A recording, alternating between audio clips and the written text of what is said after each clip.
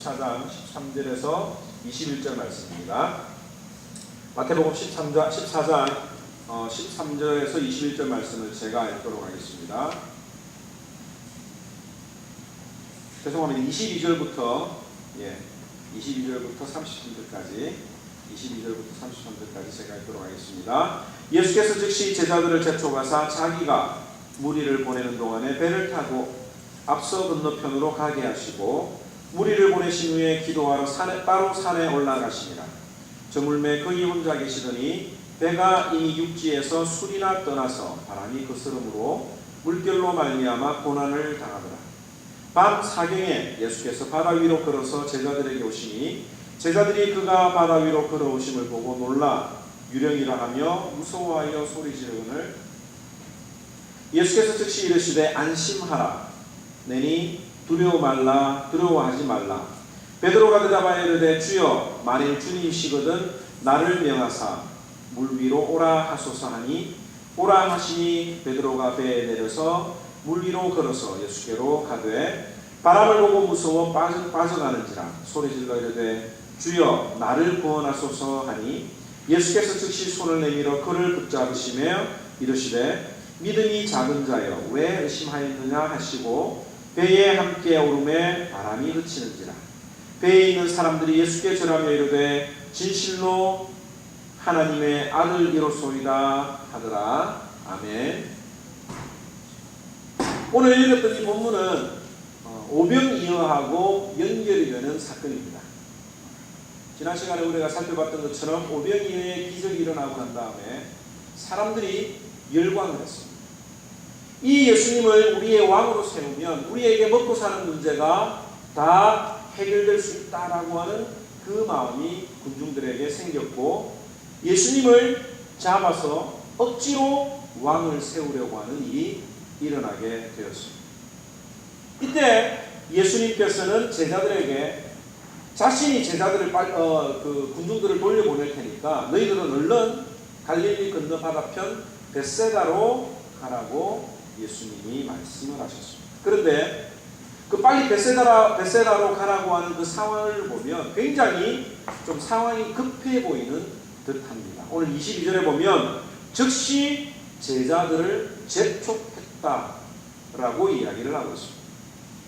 이 늦은 시간이었지만 예수님의 제자들은 예수님의 말씀대로 바다 건너편으로 갔을 것입니다. 예수님께서 오병이의 기적을 행하신 그 자체가 저녁이었고 그 사람들을 군중들을 먹이고 정리하고 마쳤으니까 얼마나 늦은 시간이었겠습니까? 그런데 이 늦은 시간이었음에도 불구하고 예수님의 말씀대로 바다 건너편으로 배를 타고 가고 있었습니다. 그런데 배를 타고 가다가 보면 우리가 지난번에도 살펴보았지만 갈릴리에 돌풍이 일어나게 되었습니다. 그리고 높아진 파도로 인해서 제자들이 고군분투하는 노를 아무리 저어도 이 배가 나가지 않는 그런 상황에 빠지게 되었습니다. 마가복음 6장에 보면 이 제자들의 모습을 어떻게 표현하느냐면 괴롭게 노를 저었다라고 표현을 하고 있습니다. 노 젓는다고 얼마나 힘들었는지 몰라요. 이 노를 젓는데 파도가 많이 치면 전혀 그 기능을 다 하지 못하기 때문에. 그런데 밤 사경에 한 사람이 나타났습니다. 이게 밤 사경이라고 하는 것은 새벽 3시에서 6시가 되는 시간입니다. 낮에는 12시간으로 구분을 했지만 밤에는 이 사경으로 4시간으로 구분을 해서 이스라엘 백성들은 사용을 했습니다. 그 기준은 뭐냐면 여러분들 군대 가면 잘 알 텐데 불침번이라고 있어요. 불침번. 다른 군인들이 잠을 잘 때 그 군인들이 잘 자도록 지켜주는 그 사람들이 바로 순서를 지켜서 지키는 보초가 있는데 그게 바로 불침번이죠. 바로 이스라엘에도 그 파수꾼들이 있는데 파수꾼들이 교대하는 그 시간을 기준으로 4시간으로 나누어서 시간을 구분을 했습니다. 1경은 저녁 6시에서 9시, 그 다음에 2경은 9시에서 12시, 3경은 12시에서 3시, 4경은 새벽 3시에서 6시가 되는 겁니다. 그러니까 밤새도록 이 제자들이 노를 저었는데 새벽 3시에서 6시 사이에 그 큰 파도 사이로 한 사람 피하셨다라고 하는 말은 어떤 목적을 가지고 계획하셨다라고 하는 말로도 표현이 됩니다. 예수님께서는 종종 제자들을 훈련시키기 위해서 어떤 상황을 만드시고 또 기다리신 장면들이 여러 번 나타나 있습니다. 그 중에 하나가 예수님께서 그라사 지방으로 전도하러 가셨을 때에 그때도 풍랑이 일어났죠. 그 풍랑이 일어나는 가운데 예수님은 제자들이 살려달라고 소리를 지를 때까지 주무시고 계셨다라고 성경은 이야기를 하고 있습니다. 왜 예수님이 기다리셨을까? 그 상황에서 잠을 잘 수 있는 사람이 과연 누가 있는가? 바로 예수님께서는 제자들의 믿음이 자라도록 하시기 위해서 기다리셨다라고 하는 것을 우리가 몇 주 전에 살펴보았습니다. 오늘도 예수님께서는 특별한 목적을 가지고 제자들을 폭풍 가운데 두셨습니다. 그 목적이 무엇이길래 예수님은 이 제자들을 그 풍랑 가운데 두셨는가? 첫째는 이 군중들로부터 떼어놓으시기 위해서 예수님이 제자들을 폭풍 가운데 몰아내셨다라고 하는 것입니다. 다른 말로 이야기하면 제자들의 시선을 제대로 돌려놓기 위함이었다라고 하는 것입니다.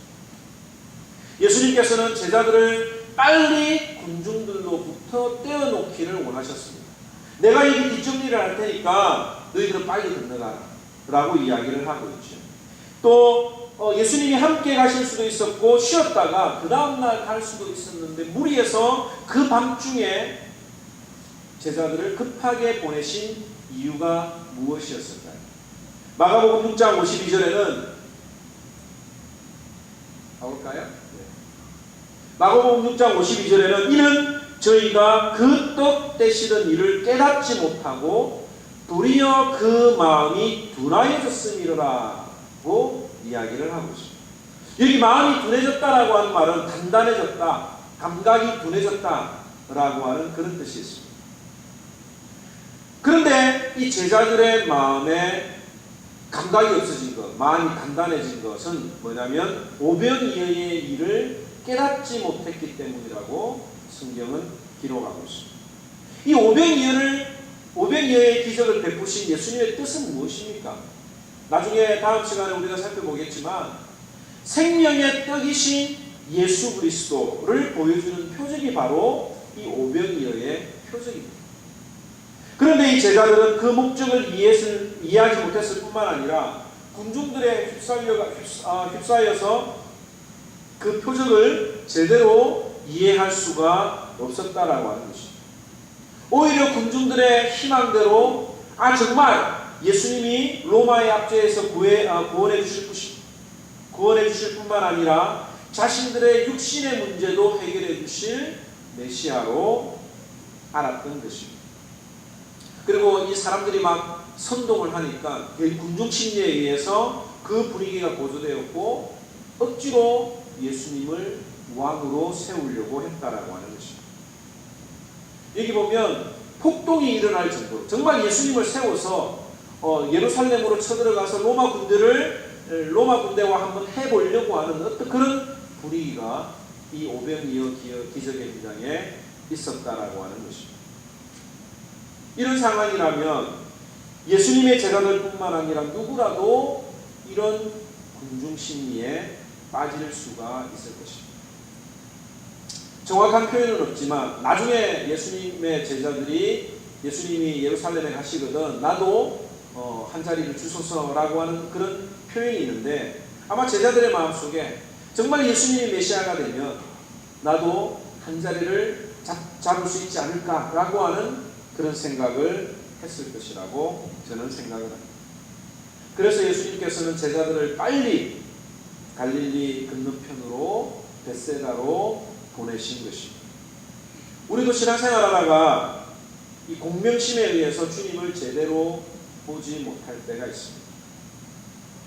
주님의 일에 헌신하는 직분자로 하나님이 불러주셨는데 처음에는 직분자를 충성하는 자리로 생각을 하다가 어느덧 시간이 지나고 나면 어떤 지위 정도로 생각을 하고 그에 맞지 않는 대우를 받으면 기분이 상해하는 그런 경우들도 우리가 신앙생활을 하다가 종종 볼 수 있습니다.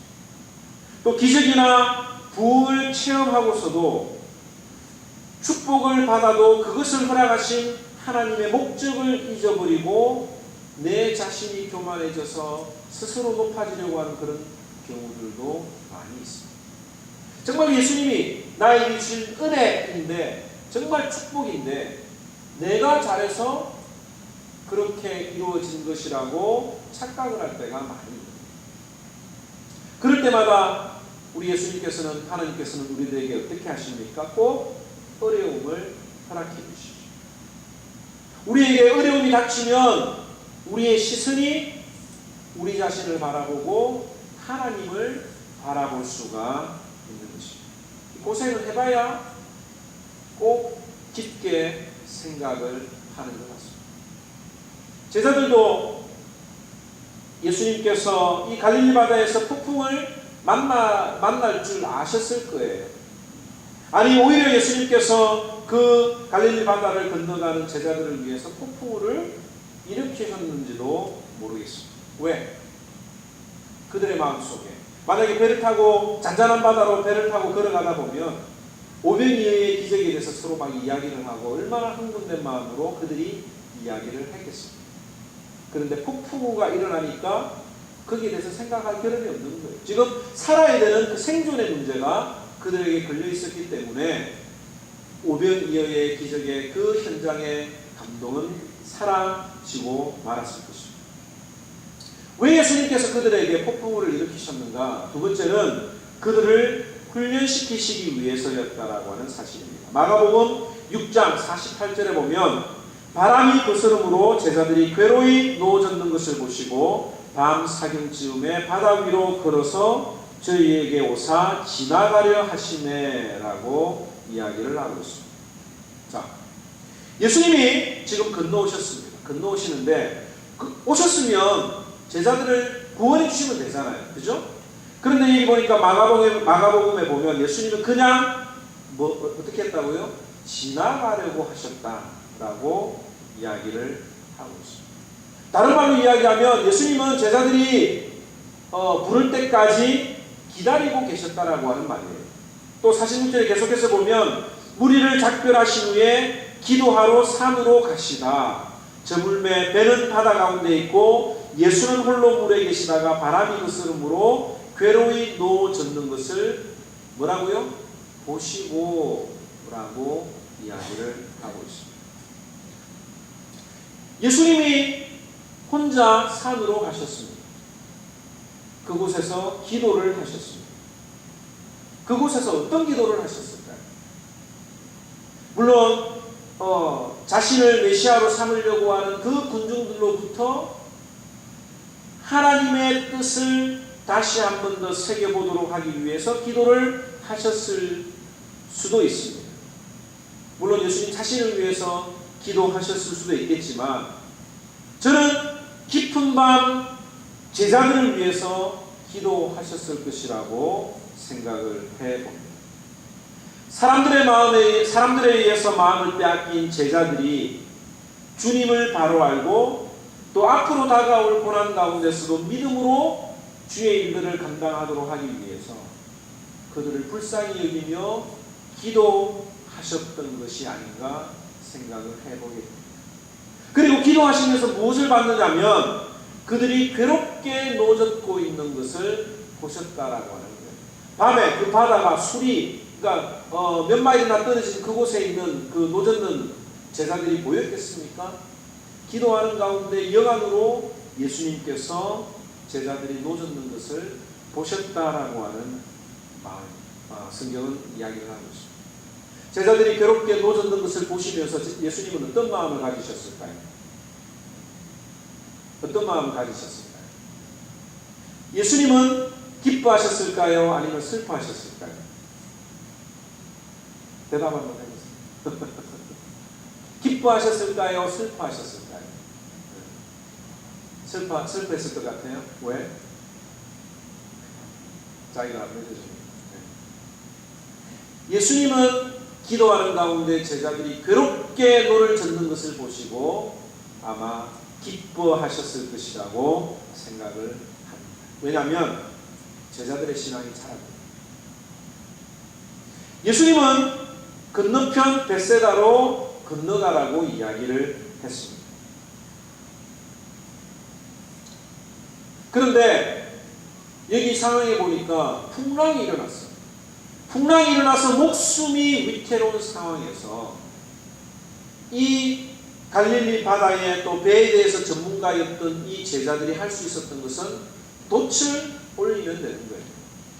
지금 이 풍랑이 있는 이 상황 가운데서 노를 저어서는 지금 우리가 가려고 하는 곳에 갈 수가 없다고 하는 것을 누구보다도 이 제자들은 잘 알았을 것입니다.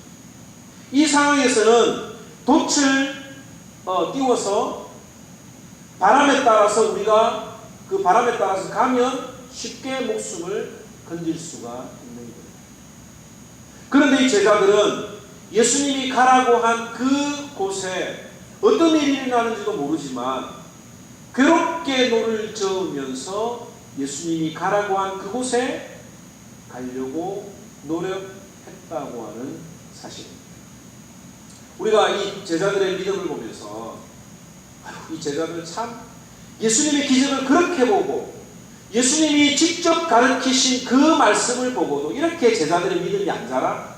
특별히 우리가 이 베드로를 보면서 이 베드로 참 예수님이 거기 계신데 가면 되지 그걸 뭘 보고 그냥 빠지나? 나 같으면 안 빠지겠는데? 라고 여러분들이 생각을 하는지도 모르겠습니다.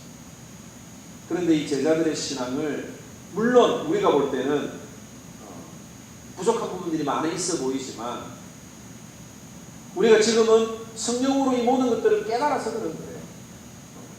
예수님의 제자들이 오순절 성령 강림 이후로 예수님에 대해서 모든 것들을 다 알고 난 다음에 얼마나 이 제자들이 담대했습니다. 성령으로 깨닫기 전인데도 불구하고 이 제자들의 신앙이 조금씩 자랐다라고 하는 것을 우리는 이 성경을 통해서 볼 수가 있습니다. 우리들 가운데, 여러분들 가운데 예수님이 저기 있어요. 풍랑이 일어납니다. 바다는 깊어요. 여러분들 정말 걸어갈 수 있을까요? 수영을 잘하는 저도 파도가 막 치고 하면 정신을 못 차릴 거예요. 그리고 예수님이 오라고 했을 때 그 바닷물이 한 번에 스탑이 된 건 아닐 겁니다. 그죠? 발을 딛기 전에는 그 갈릴리 바다는 그냥 일반 물이었을 거예요. 그러나 믿음으로 그 발을 내딛는 순간 어떤 힘에 의해서 베드로의 발이 지탱되었을 것이라고 저는 생각을 합니다. 우리 가운데 살기 위해서 먹고 사는 문제 때문에 주님의 말씀에 불순종하는 일들이 얼마나 많이 있는가라고 하는 것이죠. 우리 제자들을 책망할 이유가 없는 거예요. 정말 목숨이 위태로운 어떤 그런 상황 가운데서도 내가 이거 아니면 먹고 사는 문제가 해결되지 않는 그런 상황 가운데서도 주님이 가라고 하는 그곳에 괴롭게 노를 젓는 우리들의 모습이 있나요? 예수님, 이거 내가 좀 처리하고 내가 나중에 다시 갈게요 라고 바람이 부는 대로 우리의 몸을 맡기는 때가 있지 않습니다.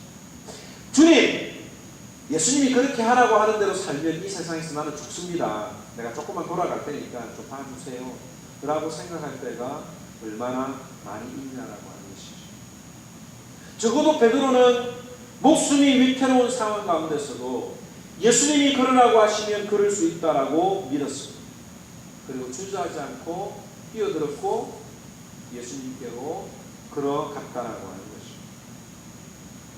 교회가 어떤 일을 하자, 선한 일을 하자라고 했을 때 이런저런 계산을 하는 것은 좋아요. 그러나 그것에 믿음이 요구된다라고 하는 사실을 듣고 시도조차 하지 않는 신앙인들이 오늘날에 얼마나 많이 있는가라고 하는 것이죠. 적어도 베드로는 물 위로 뛰어들었다라고 하는 것입니다. 시도를 한 거예요. 그것만으로도 베드로의 신앙은 참 존경받을 수 있는 우리보다 더 나은 믿음의 사람이었다라고 하는 것을 우리는 생각해 볼 수 있습니다. 믿음이라고 하는 게 무엇입니까? 여러분, 베드로가 물 위를 걷기 위해서 3일 동안 금식하고 40일 동안 금식하고 주님 앞에 믿음을 달라고 그렇게 준비를 했습니까? 뭐 좀 하시죠. 우리 좀 교회 합시다라고 하면 기도가 안 돼서 아직 준비가 안 됐어요. 베드로 보세요. 준비 하나도 안 했어요.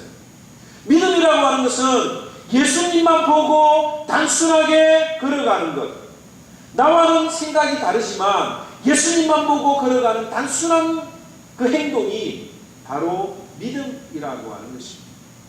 아무리 기도를 많이 하고 아무리 성경을 많이 알아도 주님을 보고 걸어가지 않으면 그건 죽은 믿음이라고 야고보서가 이야기를 하고 있지 않습니다. 믿음은 단순한 것.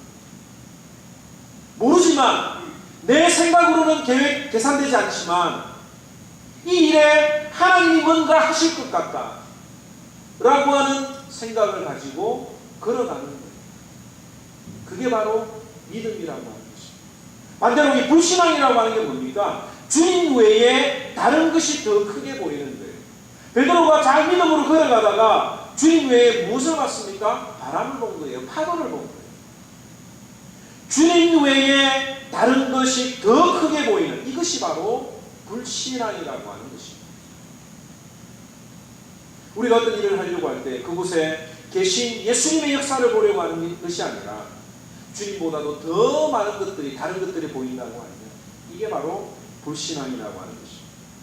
예수님께서는 그 군중들로 인해서 흐트러진 제자들의 시선이 주님께로만 집중될 수 있도록 예수님께서는 이 제자들을 폭풍 가운데로 보내셨다고 저는 생각합니다.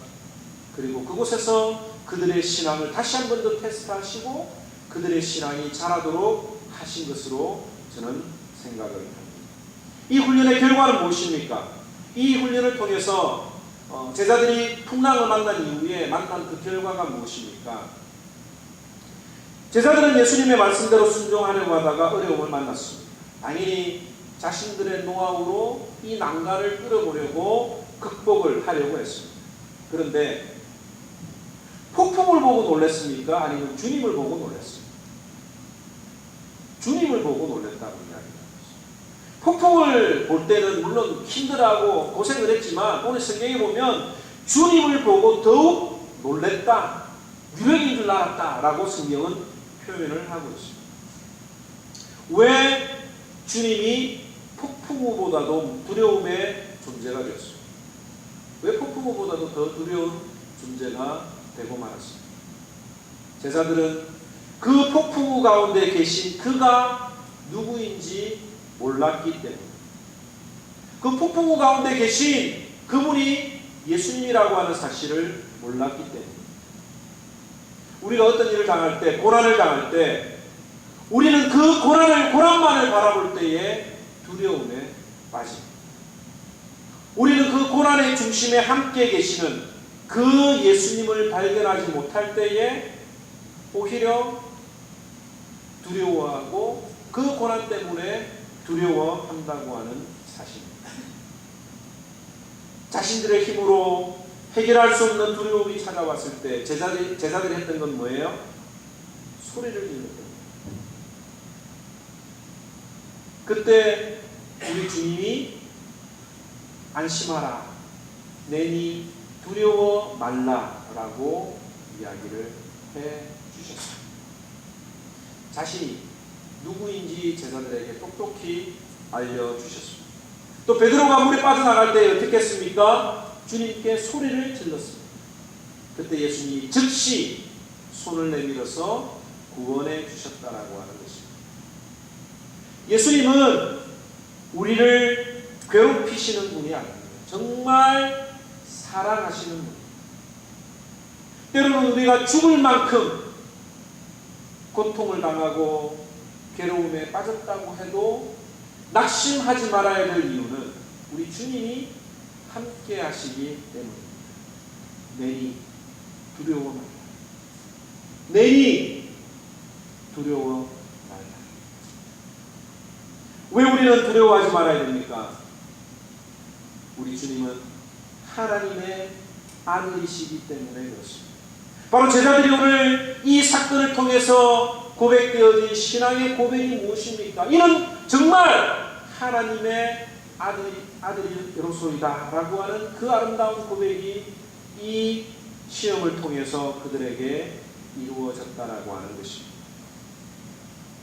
왜 우리에게 하나님께서 인생의 걸음을 걸어갈 때에 풍랑을 주시는가, 고난을 주시는가?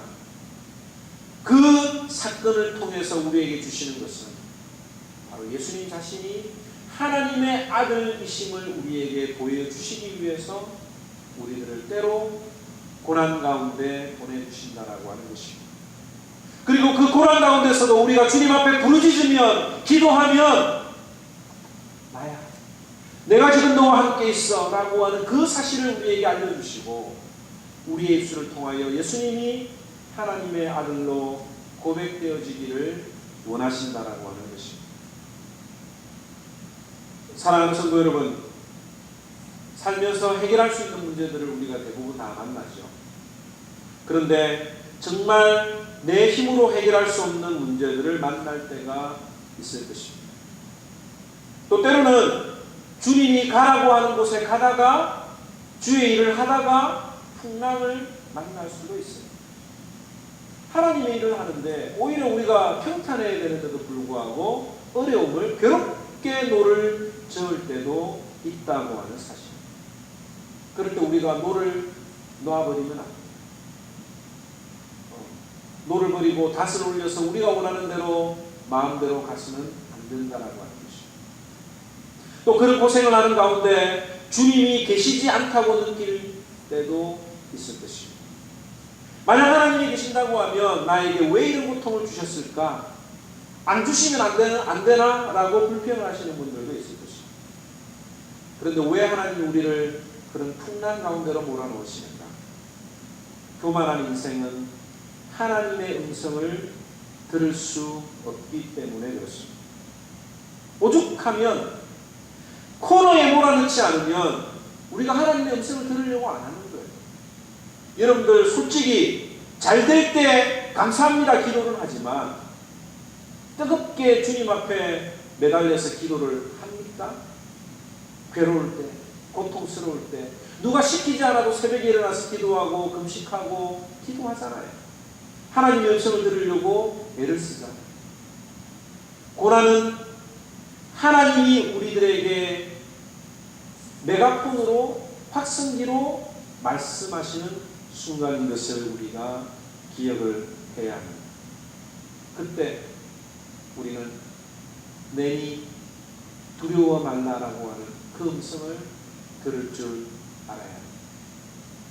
2016년을 맞아서 우리 하나님이 하시는 일에 베드로처럼 한번 뛰어들어 보시기 바랍니다. 이 교회가 뭐 들는지 안 들는지 모르지만 지금 이 메시지를 듣는 순간 하나님이 여러분들에게 말씀하시면 한번 뛰어보자. 이 한번의 교회가 뭐 안 들는지 모르지만 하나님이 아시면 여러분들이 뛰어들면 되는 거예요. 될까? 안 될까? 제가 지난번에 이야기했죠. 어떤 분은 100명 되면 우리 교회 온다고 하시는 분이 있어요. 100명이 되면 우리 교회 오겠대요. 그래서 우리가 그분을 위해서라도 빨리 100명이 모여야 되는데 그렇게 지지 말고 시작할 때부터 내가 한번 뛰어보자. 이곳에 예수님이 계신지 안 계신지 내가 뛰어보고 그 예수님만 바라보고 달려가보자라고 한다고 하면 이 2016년 한 해에 예수님께서 함께 하시는 줄 체험하는 저와 여러분들이 되시기를 주님의 이름으로 축원합니다. 우리 주님이 함께 하시면 어떤 일이 일어나느냐? 예수님이 배에 오르자 바람이 그치니라. 주님이 배에 오르자 바람이 그치니라. 우리 주님이 함께 하시면 바람이 그쳐집니다. 따라서 합시다. 예수님이 나와 함께 하시면 바람이 그친다. 함께 기도하겠습니다.